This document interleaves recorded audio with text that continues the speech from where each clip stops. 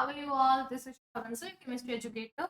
और आज हम पढ़ने वाले एक नया कंसेप्ट ऑर्गेनिक केमिस्ट्री का। तो ऑर्गेनिक केमिस्ट्री के लिए पहले तो आपके लिए एक बहुत ही धमाकेदार सीरीज आने वाला है ऑर्गेनिक केमिस्ट्री का। आपका सबसे बड़ा डर क्या है? GOC, general organic chemistry. तो जनरल ऑर्गेनिक केमिस्ट्री हमको नहीं समझ आता क्योंकि उसके इतने इतने इतने सारे पार्ट्स हैं, इतनी वैरायटी है जनरल ऑर्गेनिक केमिस्ट्री में। तो we have planned something, you will get to know soon. आपको जल्दी से एक प्लानिंग पता चल जाएगी जनरल ऑर्गेनिक केमिस्ट्री आपका खत्म हो जाएगा फाइनली। तो आज हम उसी जनरल ऑर्गेनिक केमिस्ट्री को पढ़ने के लिए ना कुछ प्री रिक्विजिट्स बहुत जरूरी है। ठीक है, मतलब आपको कुछ तो नाम पता ही होने चाहिए। अगर आपसे कोई आके कहता है कि व्हाट इज इलेक्ट्रोफाइल, मतलब जीओसी आपको कोई पढ़ा रहा है और बीच में एक शब्द यूज कर दे इलेक्ट्रोफाइल, तो you should know what is electrophile. तो उन्हीं प्रीरिक्विजिट्स को हम कवर अप कर रहे हैं। तो electrophiles and nucleophiles general organic chemistry का एक प्रीरिक्विजिट है, हमें पता होना चाहिए। इसको आज डिस्कस करेंगे हम कॉन्सेप्ट ऑफ द डे में। तो क्या आज हम पढ़ने वाले हैं, क्या आज हम सीखने वाले हैं? आज की क्लास की लर्निंग के बाद हमें इलेक्ट्रोफाइल्स एंड न्यूक्लियोफाइल्स में कोई भी कंफ्यूजन जिंदगी में नहीं रहेगा। और इलेक्ट्रोफाइल्स एंड न्यूक्लियोफाइल्स डायरेक्टली भी पूछे गए नीट में। एक तो ये बेस है ऑर्गेनिक का कि इससे इसे सीखने के बाद आप बहुत कुछ सीखेंगे। दूसरा, directly electrophiles and nucleophiles has been asked in the paper. तो आज का ये कंसेप्ट ऑफ द डे बहुत ज्यादा इंपॉर्टेंट है आई वुड से। तो अच्छे से कवर करेंगे इलेक्ट्रोफाइल्स एंड न्यूक्लियोफाइल्स। अच्छा, कितने बच्चों ने क्रैश कोर्स ज्वाइन कर लिया है प्लस पे? अगर अभी भी आपको लग रहा है कि नीट की तैयारी के लिए आपको एक फाइनल रिवीजन चेकलिस्ट की जरूरत है कि कोई आए और आपको एकदम चैप्टर वाइज चैप्टर रिवीजन करा दे along with the test series, so there is a crash course. उम्मीद 2022 नीट क्रैश कोर्स अभी भी मौका है, जल्दी से जाकर ज्वाइन कर लो। टेस्ट सीरीज इसी के साथ अवेलेबल है, तो जो जो चैप्टर पढ़ते जाएंगे उसका टेस्ट करते जाएंगे और अपनी प्रिपरेशन पे टॉक लगाते जाएंगे चैप्टर्स, राइट? तो इलेक्ट्रोफाइल्स एंड न्यूक्लियोफाइल्स बेटा, शुरुआत करते हैं। इलेक्ट्रोफाइल्स, इलेक्ट्रोफाइल्स क्या होता है? इलेक्ट्रोफाइल्स क्या होता है? शब्द को जरा दो पार्ट में तोड़िएगा। इलेक्ट्रोफाइल शब्द को तोड़ दो, ब्रेक कर। तो दो पार्ट में ये शब्द हो गया इलेक्ट्रो प्लस फाइल। अब इलेक्ट्रो किसके लिए यूज किया गया? इलेक्ट्रो यूज किया गया बेटा इलेक्ट्रॉन्स के लिए। फाइल का मतलब होता है लविंग, है ना? फाइल का मतलब है लविंग। तो जो इलेक्ट्रॉन को प्यार करे वो इलेक्ट्रोफाइल, मतलब जो इलेक्ट्रॉन की तलाश में भटक रहा है इधर उधर वो इलेक्ट्रोफाइल। तो इलेक्ट्रोफाइल्स क्या है? जो इलेक्ट्रॉन की तलाश में घूमते हैं। और कोई क्यों घूमेगा इलेक्ट्रॉन की तलाश में, मुझे बताओ। कोई क्यों इलेक्ट्रॉन ढूंढ रहा होगा? क्योंकि उसके पास इलेक्ट्रॉन्स की कमी है। ठीक है, उसके पास इलेक्ट्रॉन्स की कमी है। So what are electrophiles? ध्यान से मेरे साथ लिखो। Electrophiles are, electrophiles are, electrophiles को बेटा हम ई पॉजिटिव करके रिप्रेजेंट करें। ठीक है, जनरली यही कर। तो electrophiles are electron deficient species. Electrophiles are electron deficient species.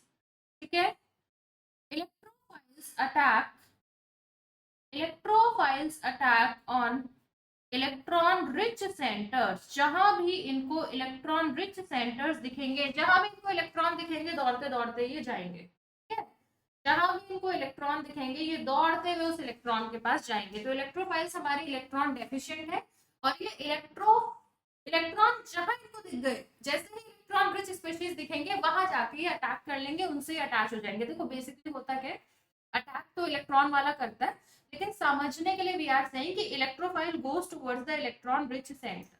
Is this clear? तो इलेक्ट्रोफाइल्स में कौन कौन आ सकता है? Electrophiles can be, electrophiles can be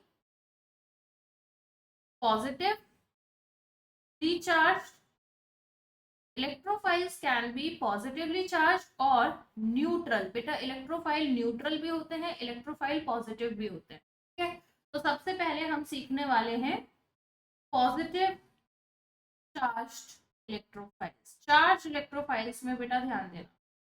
देखो पॉजिटिव चार्ज है तो बड़ा क्लियर सा मतलब है कि भाई इलेक्ट्रॉन की कमी है। अगर किसी के पास पॉजिटिव चार्ज है तो वो जाकर इलेक्ट्रॉन रिच सेंटर पे अटैक तो कर ही देगा, या इलेक्ट्रॉन रिच सेंटर उस पॉजिटिव चार्ज पे अटैक तो कर ही देगा। पॉजिटिवली चार्ज इलेक्ट्रोफाइल्स में we have chlorine positive, chlorination reaction का इलेक्ट्रोफाइल है ये। कौन सी रिएक्शन में ये एज एन इलेक्ट्रोफाइल काम करता है? क्लोरीनेशन। क्लोरीनेशन रिएक्शन में ये एज एन इलेक्ट्रोफाइल काम करता है बेटा। NO2 पॉजिटिव, ये किस रिएक्शन में एज इलेक्ट्रोफाइल काम करता है? नाइट्रेशन पूछा जा चुका है, रिएक्शंस के इलेक्ट्रोफाइल पूछे जा चुके हैं नीट के पेपर में। सल्फोनेशन का इलेक्ट्रोफाइल एक बार आ चुका है कि सल्फोनेशन रिएक्शन में इलेक्ट्रोफाइल क्या है। तो आप यहाँ पे ये भी याद करते रहो कि किस रिएक्शन का इलेक्ट्रोफाइल है। तो Cl पॉजिटिव क्लोरीनेशन रिएक्शन में इलेक्ट्रोफाइल है, NO2 पॉजिटिव भी इलेक्ट्रोफाइल है, CH3 पॉजिटिव पॉजिटिव चार्ज है बेटा, इलेक्ट्रोफाइल है। ये फ्रीडल क्राफ्ट एल्काइलेशन रिएक्शन में इलेक्ट्रोफाइल का काम करता है।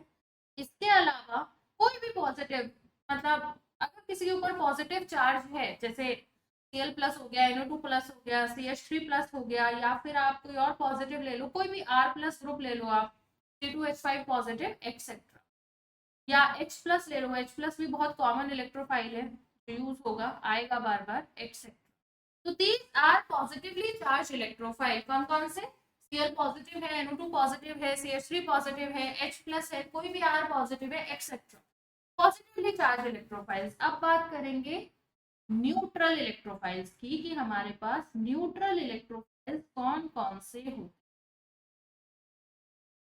न्यूट्रल इलेक्ट्रोफाइल्स, तो न्यूट्रल में कोई इलेक्ट्रोफाइल का काम क्यों करेगा ये बताओ। एक तो उसमें पॉजिटिव चार्ज भी नहीं है, फिर भी वो इलेक्ट्रोफाइल है, तो क्यों है? क्योंकि उसपे कहीं ना कहीं तो इलेक्ट्रॉन की कमी होगी, कहीं ना कहीं तो उसके पास इलेक्ट्रॉन की कमी होगी। तो न्यूट्रल ऐसी species which have incomplete octet, species having incomplete octet, या तो उनका ऑक्टेट इनकम्प्लीट है, या फिर ऐसी variety which can extend their octet, जो अपना ऑक्टेट एक्सटेंड कर सकते हैं बेटा। ऑक्टेट तो कंप्लीट है लेकिन और इलेक्ट्रॉन की गुंजाइश है, मतलब ऑक्टेट तो पूरा हो गया है लेकिन वो भूख नहीं खत्म हुई है, मतलब लालच नहीं खत्म हुआ है। ऑक्टेट कंप्लीट है लेकिन अभी भी और लालची है कि हाँ और इलेक्ट्रॉन आएगा तो आने दो आने दो आने दो, कोई दिक्कत नहीं है, वो लालच नहीं खत्म हो रहा, तो वो अपना ऑक्टेट को एक्सटेंड कर सकते हैं, एक्सपेंड कर सकते हैं, एक्सटेंड देयर ऑक्टेट। जैसे कि बेटा मेरे पास है BF3। BF3 एक इलेक्ट्रोफाइल है, क्योंकि आपको पता है BF3 का अगर मैं स्ट्रक्चर बना दूं तो बच्चे बोरॉन का ऑक्टेट इनकम्प्लीट है ना, केमिकल बॉन्डिंग हम सबने पढ़ा है। बोरॉन के ऑक्टेट में केवल कितने इलेक्ट्रॉन्स हैं? 6।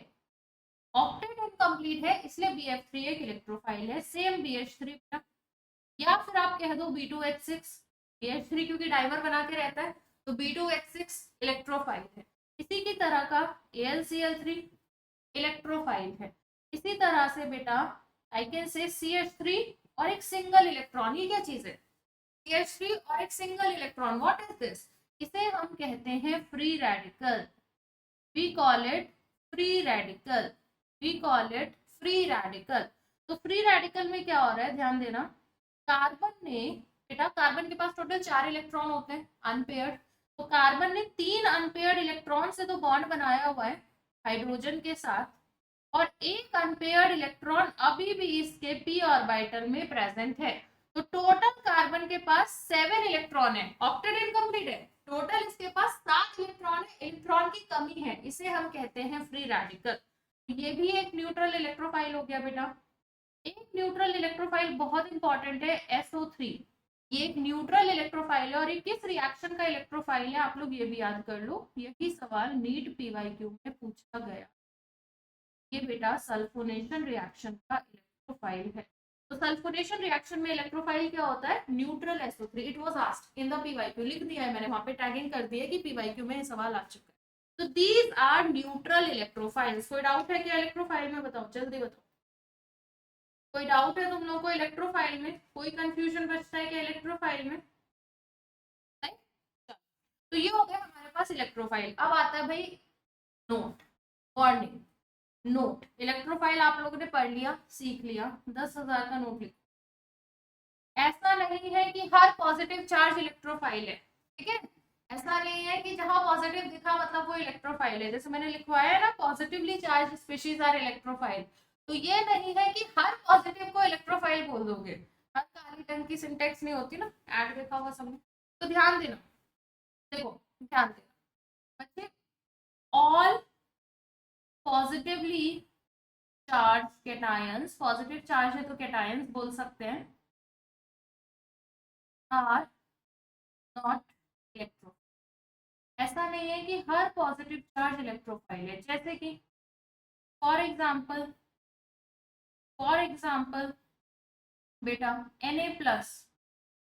Na+, Mg2 पॉजिटिव, बच्चे NH4 positive, ammonium etcetera are not electrophiles. अब आप बोलोगे मैम ऐसा क्यों, क्या इनको इलेक्ट्रॉन की जरूरत नहीं है, ऐसा क्यों हो रहा है, क्या इनको नहीं चाहिए क्या इलेक्ट्रॉन, इनके ऊपर भी तो पॉजिटिव चार्ज है। मुझे एक बात बताओ बेटा, बचपन से सोडियम की एक ही तो इच्छा थी, मैं किसी तरह स्टेबल हो जाऊं। हाँ, सोडियम का कॉन्फ़िगरेशन था 281, तो बचपन से सोडियम Na+ बनना चाहता था कि नहीं, 2 और 8 ऑक्टेट कंप्लीट। तो अगर उसका ऑक्टेट कंप्लीट हो गया, अगर वो स्टेबल हो गया, अगर ये कॉन्फ़िगरेशन स्टेबल हो गया Na+, तो वो क्यों इलेक्ट्रॉन लेगा, समझ गए।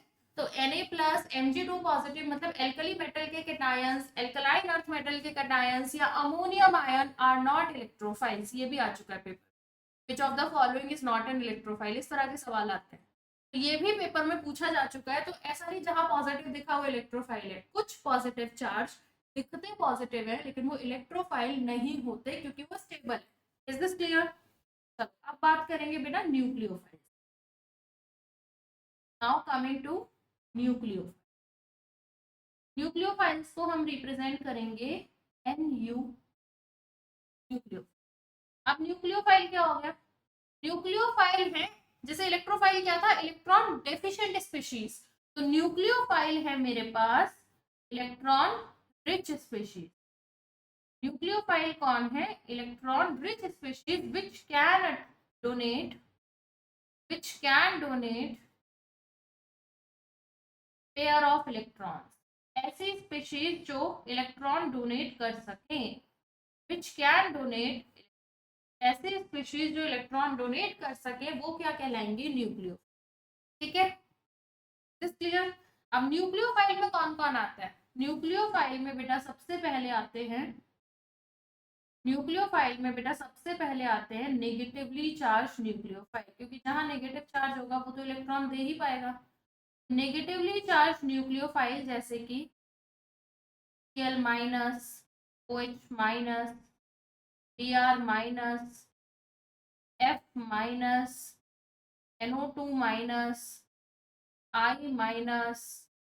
H-, R-, मतलब जिसके वो ऊपर आपको माइनस चार्ज दिखे, यहाँ पे वाला खेल नहीं है कि हर पॉजिटिव चार्ज न्यूक्लियोफाइल नहीं होता, यहाँ कोई एक्सेप्शन नहीं है, हर नेगेटिव चार्ज न्यूक्लियोफाइल है, हर नेगेटिव चार्ज न्यूक्लियोफाइल है, यहाँ एक्सेप्शन वाला चक्कर नहीं है, तो यहाँ आपको नोट नहीं लिखना पड़ेगा, तो जहां नेगेटिव चार्ज दिख रहा है वो न्यूक्लियोफाइल है। नेगेटिव चार्ज न्यूक्लियोफाइल के अलावा न्यूट्रल न्यूक्लियोफाइल भी होते हैं बेटा, neutral molecules having lone pair. अगर न्यूट्रल मॉलिक्यूल्स हैं तो उनके पास लोन पेयर होना चाहिए, अगर न्यूट्रल मॉलिक्यूल्स हैं तो उनके पास लोन पेयर होना चाहिए बेटा, बिना लोन पेयर के वो न्यूक्लियोफाइल नहीं होंगे, क्योंकि कोई तो सोर्स होगा ना इलेक्ट्रॉन देने का, हमने लिखा हुआ है कि न्यूक्लियोफाइल्स आर इलेक्ट्रॉन रिच, कोई तो सोर्स होना चाहिए ना इलेक्ट्रॉन देने का, तो neutral molecules having lone pair, lone pair वाले न्यूट्रल मॉलिक्यूल्स को आप ध्यान से देखो, तो दिख रहा है lone pair, NH3 lone pair, ROH alcohol lone pair, etcetera. Neutral molecules having the lone pair are the nucleophiles. तीसरा एक बहुत इंपॉर्टेंट पॉइंट समझना न्यूक्लियोफाइल्स में कि electron pi electron rich species, ऐसी स्पीशीज, ऐसे कंपाउंड जिनमें पाई इलेक्ट्रॉन ज्यादा है वो भी न्यूक्लियोफाइल का काम करती है, बिहेव्स एज न्यूक्लियोफाइल।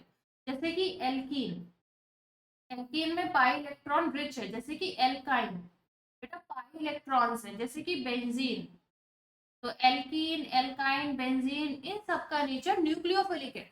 जहां इलेक्ट्रॉन बहुत ज्यादा होंगे, क्योंकि होता क्या है कि पाई इलेक्ट्रॉन ना बहुत स्टेबल बॉन्ड तो बनाते नहीं है, pi bond is not very stable, तो बहुत आसानी से ये अपने पाई इलेक्ट्रॉन को डोनेट कर सकते हैं। कोई भी कंपाउंड जिसमें पाई बॉन्ड्स हैं वो बहुत इजीली अपने पाई इलेक्ट्रॉन्स को डोनेट कर सकता है, तो दे बिहेव्स एज न्यूक्लियोफाइल। समझ गए? तो एल्कीन, एल्काइन, बेंजीन ये सब न्यूक्लियोफाइल है।